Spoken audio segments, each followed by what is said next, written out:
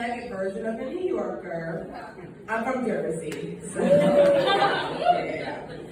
Being a Jersey girl is kind of like my toxic trait, you know? But it's a toxic trait I'm not expected to fix, so I'm cool with it. Okay? Now, I'm from a small town in the Jersey Shore suburbs called Wall. Like a wall. My parents were trying to set me up to be a bored bitch, and it didn't go as planned, as you can see.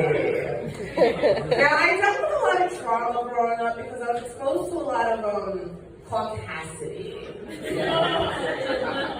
Now, if you're not familiar with the term caucasity, it just means white people be white people. Like, it's a noun, it's a verb, it's an adjective, anything. And one of the big things growing up was watching the way that my white friends used to talk to their parents, because that shit was wild. Like, I remember being in my best friend's kitchen, Becky, and, but like, that's not a joke, that was her name. And her mom walks in, and she calls her mom a drunk bitch. I felt my soul exit my body and enter a different dimension. And it has yet to come back to me, bro. It's been like 8 years, okay? All for her mom to just start laughing, like it's their own little inside joke, right? And then she offers me a drink of like a glass of wine. And I'm like, oh, okay, so she should have disrespected you like that. What I'm saying is that she wasn't wrong.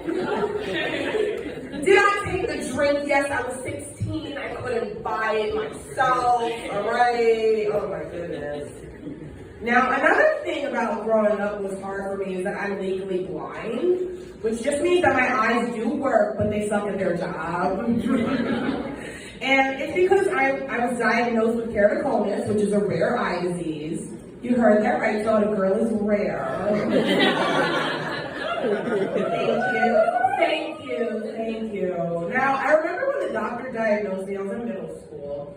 And, you know, because driving was such a big part of living in the suburbs, he was concerned that I'd never be able to drive. And I was cool with that because I'm more of a passenger princess anyway. You know, I'll sit there, look cute, control the music, take no accountability for messing up the directions, rock a neck brace and we inevitably crash, be dazzled a little bit.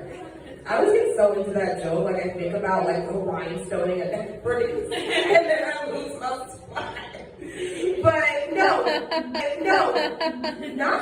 being able to drive turned out to be actually pretty difficult, just because I love a good dramatic exit, you know?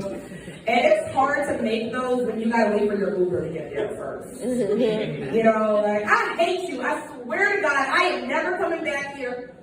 In 7 minutes, when Emmanuel comes to scoop me, you'll never see his face again. Okay? Like, we just had a whole argument, but I gotta wait outside on your porch. Awkward.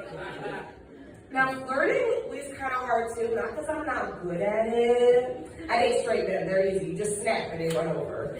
But, you know, I'll see a dude from across the room, and I swear I fucking like a Michael B. Jordan lookalike.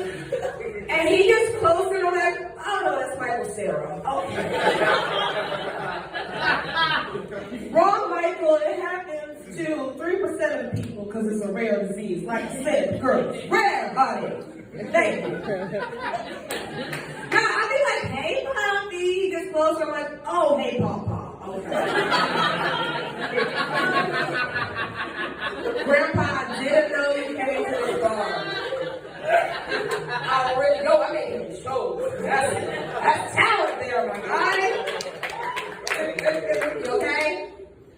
All right. Okay. I'm like, yo, Grandpa, I think we should definitely keep this between us. This is fucking awkward. Also, you look great. Obviously. So I've been thinking a lot about guilty pleasures. I feel like everybody has like 2 or 3 things that they, you know, are really into but aren't that proud about it, you know. Some people like anime and some people like ASMR. Oh, yeah, I love that. Oh!